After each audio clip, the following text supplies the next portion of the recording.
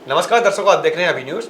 और अभी न्यूज़ एक बार फिर से आपको मिलवाने आ रहा है ऐसे शख्स से जो रहने वाले मथुरा के ही हैं और मथुरा से उनका गहरा जुड़ाव है। लेकिन उनके मन में एक टीस है इस बात को लेकर के कि जब वो यहाँ से अपनी सेवाएं देने के लिए अमेरिका गए थे, जो कि लंबे अंतराल के बाद यानी कि 17 साल के बाद अब वापस लौटे हैं, तो आज भी मथुरा उसी दोराहे पर खड़ा है जहाँ पर वो छोड़कर गए थे।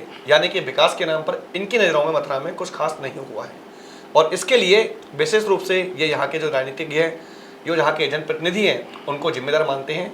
और इसी के लिए इन्होंने कुछ समय पूर्व एक प्रेस कॉन्फ्रेंस की थी और इन्होंने अपनी इच्छा जाहिर की थी कि यदि इनको मौका मिलता है तो मथुरा के लिए बहुत कुछ करने के लिए तैयार हैं। बात करेंगे इनसे। इनका नाम है हितेंद्र सिंह जी। एक बार फिर से आपका स्वागत है अभी न्यूज़ में। क्या कहना चाहेंगे? जैसा कि अभी बताया है, 17 साल बाद आप अमेरिका से लौटे हैं और आने के बाद में आपके मन में वही टीस है कि जहाँ मथुरा को छोड़ा था, आज भी मथुरा वहीं के वहीं पर है। तो कैसा मथुरा छोड़कर गए थे आज आप, और आज आपको मथुरा कैसा मिला? सर्वप्रथम मैं आपको नमस्कार करना चाहूँगा और आपके माध्यम से आपके सभी दर्शकों को भी नमस्कार करना चाहूँगा। मैं हितेंद्र सिंह।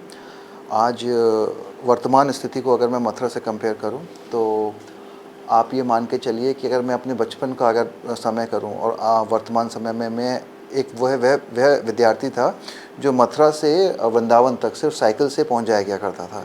और उस समय शायद आधा घंटा लगता होगा और मैं कभी भी बांके बिहारी के दर्शन बड़े आसानी से कर लेता था। आज जैसे ट्रैफिक की स्थिति है, जो एक शब्द मैं अक्सर यूज़ करता हूँ अपनी बातों में, सुविधाकरण वर्सेस सौंदर्यीकरण। मथुरा के अंदर मुझे सौंदर्यीकरण तो काफ़ी दिखाई देता है, लेकिन सुविधाकरण की काफ़ी कमी है। चौराहे बहुत ही सुंदर बना दिए गए हैं, लेकिन उस पर ट्रैफिक मैनेजमेंट बहुत अच्छा नहीं है। और उस सौंदर्यीकरण की वजह से कई जगह तो ब्लाइंड स्पॉट भी जनरेट हो गए। आपने बहुत बड़ा मोमेंटम या बहुत बड़ा स्टैचू बना दिया जिसकी वजह से आपको अपोजिट साइड से आती हुई गाड़ी भी नहीं दिखाई देती। तो इस तरह के जो डेवलपमेंट हैं वो मुझे काफ़ी इम्प्रेस नहीं करते। मेरी नज़र में वही प्रॉब्लम है, क्योंकि रोड्स जो हैं वो हर डायमेंशन से आते हुए ट्रैफिक के लिए बहुत ही क्लियर होना चाहिए। बीच में कोई भी एक ऐसा ऑब्जेक्ट नहीं होना चाहिए जो आपकी विजिबिलिटी कम करे। तो ये मैंने ऑब्ज़र्व किया। उसके बाद मैंने मेन हाईवे पे अगर आप जाके देखेंगे, जितने अनऑथराइज कॉलोनीज़ जो बन गई हैं, बहुत तेज़ी से डेवलपमेंट हुआ है और जो मुझे काफ़ी गलत लगता है, क्योंकि उसमें आपका वेस्ट मैनेजमेंट है नहीं। अगर आप डंपिंग अभी तो खैर मैं काफ़ी अच्छा है उस टाइम के कंपैरिजन में जो आपका जो गार्बेज कलेक्शन है, बट सेम टाइम जो मैं नोएडा जाते समय लक्ष्मी नगर में देखता हूँ वो मुझे बहुत गलत लगता है, क्योंकि वो एक 2-4 किलोमीटर दूर से आपको एक पहाड़ दिखना शुरू हो जाता है लक्ष्मी नगर में। तो हम डंप तो कर रहे हैं, लेकिन हम उसके फर्दर कैसे प्लान करना है उसके बारे में नहीं सोच रहे। दिल्ली इसका एक लाइव एग्जांपल है, अगर आप देखे चलें, वहाँ पे गार्बेज बहुत ज़्यादा है, लेकिन फिर भी we are following the same footprint. हम छोटे लेवल पे कर रहे हैं और बिल्कुल हम यमुना नदी के किनारे बना रहे हैं। ये बहुत बड़ी प्रॉब्लम है कि डंपिंग, जितने भी आपके स्टेशन हैं, डंपिंग हब्स हैं, कभी भी किसी भी रिवर बैंक के नियर अबाउट नहीं होने चाहिए। जब पानी ज़्यादा आता है वो सारा का सारा डंप, उसमें से जो हानिकारक केमिकल्स होते हैं वो रिवर में वापस जाते हैं। सेम वे जब बारिश होती है, जो ज़मीन के अंदर जो सॉइल में पानी जाता है वो वापस इनडायरेक्टली इस चीज़ को बहुत इम्पैक्ट करता है। और आप फर्टाइल लैंड पे आप डंपिंग यार्ड बनाते हैं, वो भी बहुत गलत है, मेरा ये मानना है। उसके अलावा जो मुझे एक और बहुत बड़ी प्रॉब्लम लगती है वृंदावन को लेकर ख़ास तौर पे, कि वृंदावन भी जो एक आस्था का प्रतीक है, जो बहुत बड़ी आस्था है, वो आज की तारीख में बहुत ही कमर्शलाइज हो चुका है। प्रॉपर्टी प्राइसेस बहुत ज़्यादा हाई हो चुके हैं। जिस तरह से वहाँ पर डेवलपमेंट हो रहा है वो भी बेसिकली ऐसा लगता है कि वो आस्था के अनुरूप ना हो के एक कमर्शलाइज बिजनेस की तरह से हो चुका है। प्रॉपर्टी के प्राइसेस आप देखें ना कि अनबीटेबल। लोकल पर्सन तो वहाँ पे प्रॉपर्टी या अगर घर बनाना चाहे तो वो संभव ही नहीं है। उसके साथ साथ जितने भी जो आपके यमुना नदी के जो घाट हैं, जो मैं उन पर 3 दिन पहले ही मेरे एक मित्र मुंबई से आए हुए थे, मैं उनके साथ द्वारकाधीश और सभी मंदिरों के दर्शन कर रहा था। तो विश्राम घाट से होते हुए मैं गया बोट में। मथुरा की जो यमुना नदी है उसकी स्थिति इतनी मलिन है जो मेरे बचपन काल में इतनी मलिन नहीं थी। और प्रशासन के नंबर आंकड़े अगर बोलते हैं कि भाई हमने सीवरेज के डंपिंग्स को स्टॉप कर दिया, मेरा मानना नहीं है, क्योंकि वहीं पे भी आप कुछ सीवरेज डंपिंग अभी भी देख सकते हैं। ये मैंने अपनी आंखों से देखा है। और उसके बाद आप विश्राम घाट की स्थिति देखिए, इतनी दयनीय स्थिति है कि that is one of the historical ghat है ना। अगर आप देखेंगे इसकी मतलब बोलते हैं कृष्ण भगवान जब कंस का वध करके आए, वहाँ पे आकर उन्होंने विश्राम किया। तो हम ऐसे मोमेंटम को भी हम मैनेज नहीं कर पा रहे हैं। यानी कि एक तरफ देखा जाए तो जहाँ एक और हम अपने जो हमारे पौराणिक स्थल हैं उनको बढ़ावा दिया जा रहा है। एक यहाँ पर एक ब्रज तीर्थ विकास परिषद के नाम से एक ट्रस्ट है जो कि योगी जी के अंडर में ही काम कर रहा है, वो लगातार यहाँ पर जो पौराणिक स्थल हैं उनको निखारने का प्रयास कर रहा है। लेकिन फिर भी उनकी नज़रें उन स्थानों पर क्यों नहीं जा पा रही हैं आपकी नज़रों में, जो यहाँ से जुड़े हुए हैं, जो पौराणिक स्थान हैं। वो कुंडों को तो खोज रहे हैं कि प्राचीन कुंड कहाँ पर थे, क्या लीलाएं हुई थी, लेकिन ब्रज के जो दो सबसे स्पष्ट दिखाई देने वाले जो साक्षात देव हैं, जिनको गिरिराज जी और यमुना जी कहा जाता है, उन पर आपकी नज़रों में इनका ध्यान क्यों नहीं जा पा रहा? क्या क्योंकि कहा जाता है कि यमुना मैया का जो प्रदूषण है वो एक दुधारू गाय की तरह काम कर रहा है, कि हमेशा उनसे पैसे का फंड आता रहता है और प्रदूषण साफ करने के नाम पर पैसा लिया जाता है। अच्छा, मैं आपसे एक सवाल पूछूंगा। आप वैसे आपका हक बनता है, लेकिन मैं भी आपसे एक पूछना चाहूँगा, कृष्ण भगवान के समय की आज वर्तमान समय में कौन सी चीज़ उपस्थित है मथुरा शहर में? दो ही चीज़ें प्रमुख रूप से मानी जाती हैं, बाकी तीसरी हमारी समस्त ये पूरी ब्रजभूमि है, जहाँ पर कई लीलाओं के स्थल हैं और वहाँ पर आज भी प्रमाण मिलते हैं। तो मेरा भी यह है कि जो कृष्ण भगवान के समय काल से जो भी चीज़ आज भी एग्जिस्ट करती है, जो है, वो दो ही चीज़ है। मेरा मानना है यमुना नदी, यमुना माता हमारी, और दूसरा गोवर्धन महाराज। जो हमारे पुराणों में जो हमें बताया गया, उससे मंदिर बहुत बने, मंदिर बहुत टूटे, बहुत आक्रांत आए, बहुत चीज़ें बदली, लेकिन ये दो चीज़ें तब से लेके आज तक नहीं बदली। तो ये है हमारी कुंड सैकड़ों कुंड बने, सैकड़ों कुंड टूट गए, तो हमारी आस्था कहाँ होनी चाहिए? मेरा इस पे बड़ा मेन फोकस है।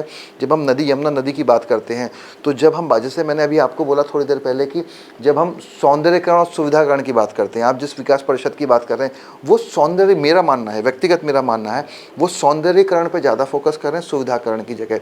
जब आप ये दिखाना चाहते हैं कि सामने फैंसी लाइट लगी हुई है, 3 तरह के कलर आ रहे हैं, 4 तरह के कलर आ रहे हैं, वर्सेस आप वहाँ खड़े होकर बदबू को जो स्मेल कर रहे हैं, राइट, जो नदी के किनारे आपको जो महक आती, गंदी सड़ी बदबू आती है, तो ये क्या हो गया? जब आप उसको रिकॉर्डिंग करते हो तो कैमरे में क्या दिखता है?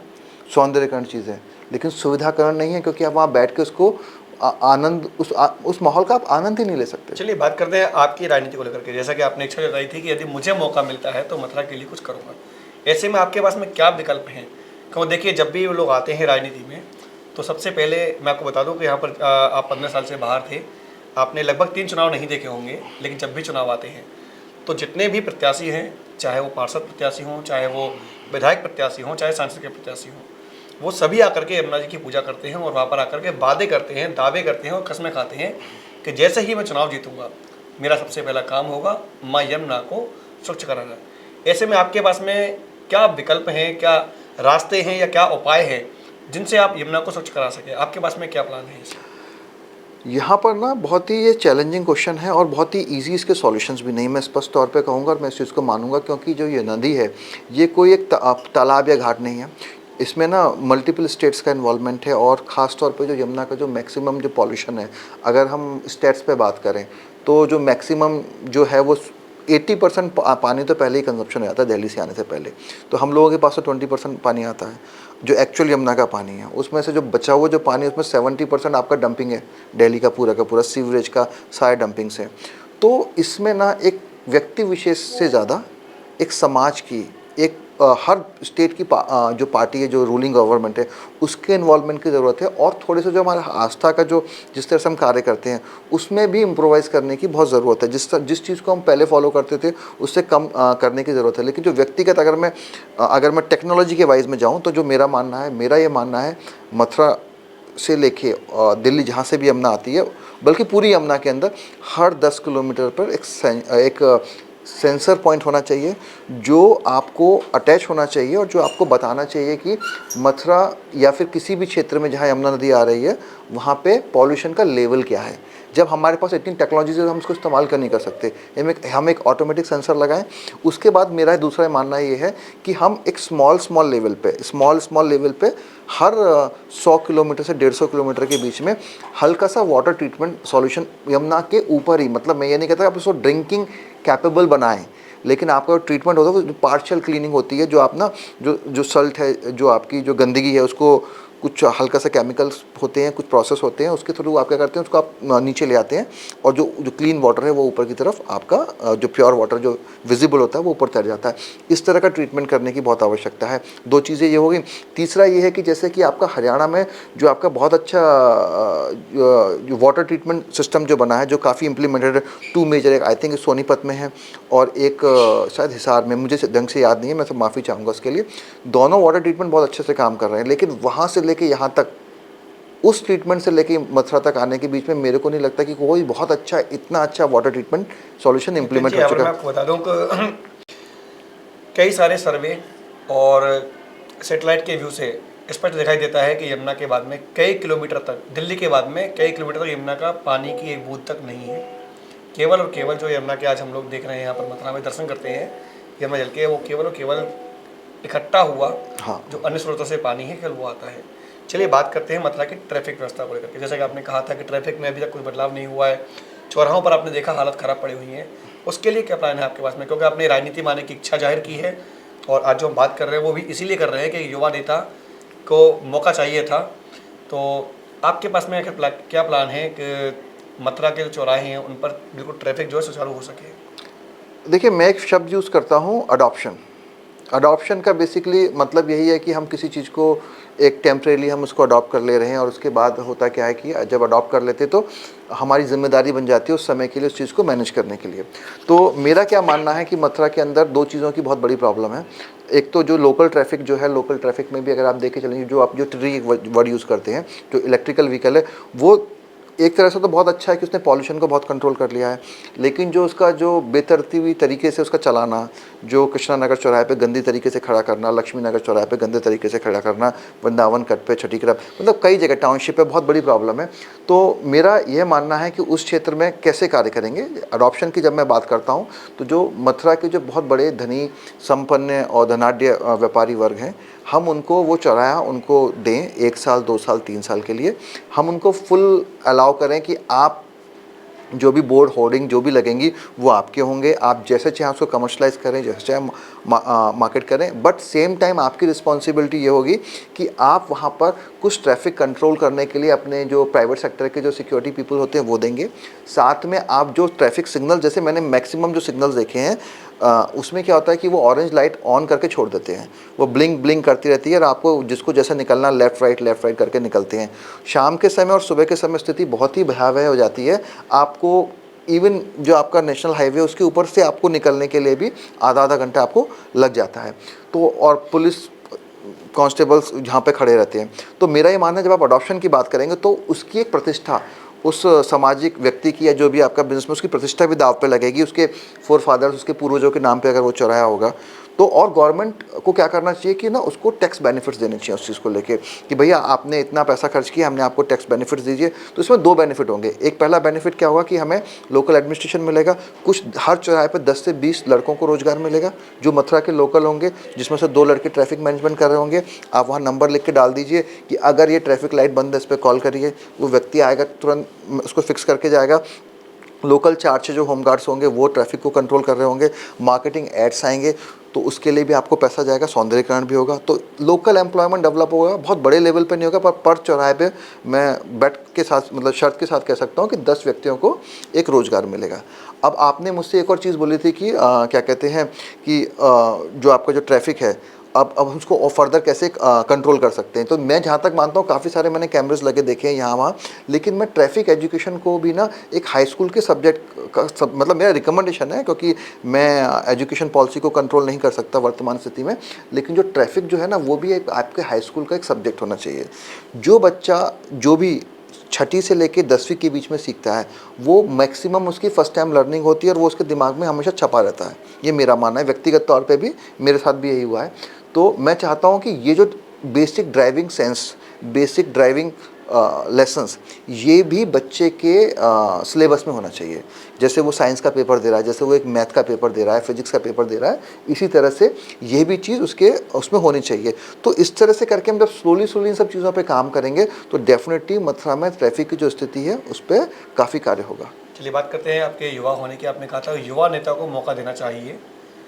यदि आपको मौका मिलता है तो आप किस पार्टी से चुनाव लड़ना चाहेंगे, किस पार्टी के प्रत्याशी बनना चाहेंगे? देखिए, वर्तमान स्थिति में अगर मैं बात करूं तो मेरा किसी पार्टी विशेष से लगाव नहीं है। मैं यहाँ जो वापस मथुरा में आया हूँ और जो मेरा करने की जो इच्छा है, प्रबल इच्छा है, वरना रहने के लिए तो अमेरिका बहुत अच्छा है, सिटीज़नशिप लेके करोड़ों की सैलरी लेके और आप वहाँ बहुत इन्जॉय कर सकते हैं। लेकिन जो मेरा अपने क्षेत्र, अपने ब्रज, अपनी कर्म भूमि भी मैं मानता हूँ इसको, और मेरी पूरी एजुकेशन बचपन सब यहीं बीता है। मेरा कुछ दायित्व बनता है उसको करने को लेके। तो मैं यहाँ पे ना एक समाज सेवी की तरह, एक सेवक की तरह से कार्य करना चाहता हूँ। मेरी कोई एडमिनिस्ट्रेटिव बॉडी या फिर कुछ कंट्रोलिंग अथॉरिटी की आवश्यकता नहीं है, लेकिन हाँ, ये एक हेल्पिंग हैंड होते हैं आपके लिए। अगर आपके पास कुछ एक पोजीशन है तो आपको एडमिनिस्ट्रेशन में थोड़ी पहुँच होती है, आप चीज़ों को बहुत अच्छे तरीके से कर सकते हैं। बात करते हैं, आपने जैसे कि कहा कि मतलब युवा को मौका नहीं मिला। अभी भी देखें कि जब चुनाव की घोषणा हुई है, प्रत्याशियों को घोषित किया गया, तो लगभग सभी जो प्रत्याशी हैं उनकी उम्र 50-60 के पार ही जाकर उनको मौका मिल रहा है। ऐसे में कहा यह भी जाता है कि जो परिवारवाद की नीति खत्म करने का प्रयास किया था वो अभी तक जारी है। क्या कहना चाहेंगे इस बारे में? देखिए, ये बहुत ही जटिल जटिल सब्जेक्ट है मेरे लिए कि किस व्यक्ति को टिकट दी जाए, किस व्यक्ति को ना दी जाए। लेकिन मेरे कुछ सवाल हैं यहाँ स्ट्रेट, मैं जवाब देने की जगह सवाल करूँगा। क्या वर्तमान सांसद और विधायक, इनको पता है एक 25 साल का या 22 साल का लड़का और लड़की एक एम्प्लॉयमेंट रोजगार ढूंढने के लिए जाते हैं, तो करंट सिनेरियो में एक जॉब पाने के लिए क्या क्या टर्म्स एंड कंडीशंस हैं? नहीं पता उन्हें। मैं स्पष्ट तौर पे बोल सकता हूँ, उन्हें इस चीज़ की जानकारी नहीं होगी। अगर हमारे सांसद जो हैं, अगर वो 70 प्लस हैं वर्तमान सांसद, क्या उनको पता है कि एक 22 साल के लड़के के लिए एकेडमिकली क्या क्वालिफिकेशन ज़रूरी है फॉर सर्टेन जॉब के लिए? जब हम युवा की बात करते हैं, तो मेरा ये मानना है कि यहाँ पर हमें एक ऐसे व्यक्ति की आवश्यकता है जो अनुभवी भी हो और युवा से कनेक्ट भी कर सके, उनकी ज़रूरतों को समझ सके। जैसे मैंने मथुरा के अंदर देखा है कि यहाँ पे हमारे पास डिग्री प्रोवाइड करने के लिए काफ़ी कॉलेजेस हैं, कुछ कॉलेजेस बंद भी हो चुके हैं, लेकिन हमारे पास बच्चों को मेंटरशिप करने के लिए, मतलब जैसे कि मैं बोलूँ एक इंडक्शन करने के लिए, एक 9th 11th 12th के बच्चे को ये बताने की जगह कि आप मेडिकल में जाएँ और इंजीनियरिंग में जाएँ, इसके अलावा और 20 तरह के अलग रोज़गार बताने के लिए कोई एक संस्थान है? मैंने तो अभी देखा नहीं, हो सकता है मैं गलत हूँ, लेकिन मैंने ऐसा कोई संस्थान नहीं देखा जो 9वीं से लेकर 12वीं तक के बच्चों को कॉलेजेस में जाके बताए। ये एक सांसद या एक विधायक बहुत इजीली कर सकते हैं। लोकल एजुकेशन डिपार्टमेंट से कोऑर्डिनेट करें, जो वर्किंग प्रोफेशनल्स हैं उनसे कोऑर्डिनेट करें। एक इंजीनियर और डॉक्टर के अलावा भी बहुत सारे रोज़गार हैं, आप उस पर कैसे कार्य करेंगे? जैसे मैं दबाव में था जब मैं बचपन में था, एक मेडिकल डॉक्टर या इंजीनियर, इसके पास कोई तीसरा विकल्प ही नहीं था। तो इस क्षेत्र में कार्य करने की ज़रूरत है। अब आप ये मान के चलिए, मेरे फादर रिटायर हो गए 62 साल की उम्र में, 62। अभी मेरे फादर की एज है 75। 13 साल से 14 साल उनको रिटायर हुए हो चुके हैं। जब वो 62 साल की आयु में रिटायर हो गए, आज उन्हें वर्तमान में मैं कैसे पढ़ा या मेरे ने कैसे नौकरी करी, या मेरा बेटा जो है 14 वर्ष का, उसकी एजुकेशन कैसे रन हो रही है, बदल चुकी है, उनको नहीं समझ में आता। मैं घर से बात कर रहा हूँ ये। जब वो नहीं समझ पा रहे तो आप ऐसे व्यक्ति को कैसे ये रिस्पॉन्सिबिलिटी दे सकते हैं कि जो बिल्कुल ही एकदम कंफर्ट जोन में है, जिसको मैं शिकायत कर रहा हूँ, लेकिन ये स्पष्ट है। जब आपको यही नहीं पता कि मथुरा में, मैंने अपने एक इंटरव्यू देखा था, मैं नाम नहीं लेना चाहूँगा, कि 14 में से 20 नाले तो बंद हो चुके हैं। जब आपको स्टेट्स ही नहीं पता कि मथुरा की स्थिति क्या है और आप ऐसे बात करते हैं, या हमारे पास तो कोई आ ही नहीं रहा शिकायत करने, हमें क्या पता होगा? अरे जब आप लोकल भ्रमण करेंगे, जैसे मैं विश्राम घाट गया तो मैंने स्थिति देखी, जैसे अगर मैं यहाँ से वृंदावन जाता हूँ स्थिति देख रहा हूँ। यानी कि आपका एक तरफ इशारा ये भी है कि जो बाहरी प्रत्याशी हैं उनको यहाँ की भौगोलिक स्थिति के बारे में नहीं पता होता है, उन्हें यहाँ के इतिहास के बारे में, उन्हें यहाँ के लोगों के बारे में बहुत कम पता होता है, या जितने वो समझ पाते हैं, जो 5 साल का समय उनको शुरुआती दौर में मिलता है, जितने वो लोग कनेक्ट होता पाते हैं उसके बाद में जब जो सीट बदली आती है, प्रत्याशी बदल दिए जाते हैं। तो ऐसे में आपका मानना ये भी एक तरफ इशारा करता है कि जो प्रत्याशी हो वो लोकल होना चाहिए? लोकल हो, बाहरी हो, इससे ज़्यादा विशेष है कि वो यहाँ के लोगों के लिए है कि नहीं उपस्थित, मेरा ये मानना है। अगर आप किसी व्यक्तिगत कार्य से कहीं दूसरे क्षेत्र में कार्य कर रहे हैं, आपका रोजगार है, आप रोजगार के लिए जाएंगे, लेकिन क्या आप उपस्थित हैं इस शहर में जब आपकी आवश्यकता है? मेरा तो ये स्पष्ट क्वेश्चन है, स्पष्ट सवाल है। क्यों? कारण सबसे बड़ा ये है इसमें कि अगर आपको पता ही नहीं है कि इस क्षेत्र की, इस लोगों का कल्चर क्या है, इनकी डिमांड क्या है, अगर मेरे पास कोई आएगा तभी मैं कुछ करूँगा या करूँगी, इससे अच्छा है कि मैं जाऊँ। अगर मैं खुद ही एक सिटी विज़िट कर लूँ, जैसे मैं व्यक्तिगत, मैं कभी कभी रात में निकल जाता हूँ, कभी गोवर्धन चला जाऊँगा, कभी वृंदावन जाऊँगा, कभी गोकुल जाऊँगा, मैं घूमता रहता हूँ शाम के समय में ऐसे अपने आप। तो मुझे कनेक्शन पता चलता कि यार मेरे समय में, जो बचपन के समय में ये स्थिति थी, वर्तमान में ये है। अगर आप घूमेंगे नहीं, भ्रमण ही नहीं करेंगे, आप लोगों से इंटरेक्ट नहीं करेंगे, आपको प्रॉब्लम कैसे पता चलेगी? तो मेरे लिए सबसे इम्पॉर्टेंट चीज़ ये है, बाहरी हो या फिर यहीं का हो, जो भी व्यक्ति विशेष है वो उपस्थित होना चाहिए जन समाज के लिए। चलिए, मेरा आखिरी सवाल आपसे ये है कि आपने कुछ समय पूर्व पूरे शहर में पोस्टर लगे हुए थे जिसमें आपका नाम लिखा हुआ था और लिखा हुआ था युवा समाज सेवी। समाज सेवा एक ऐसा क्षेत्र जिसको नाम लेकर के लोग आगे बढ़ जाते हैं। समाज सेवा के लिए आपने अभी तक क्या किया है? कैसे लोगों को ये विश्वास हो कि आप समाज सेवी हैं और आप उनके लिए कुछ करेंगे?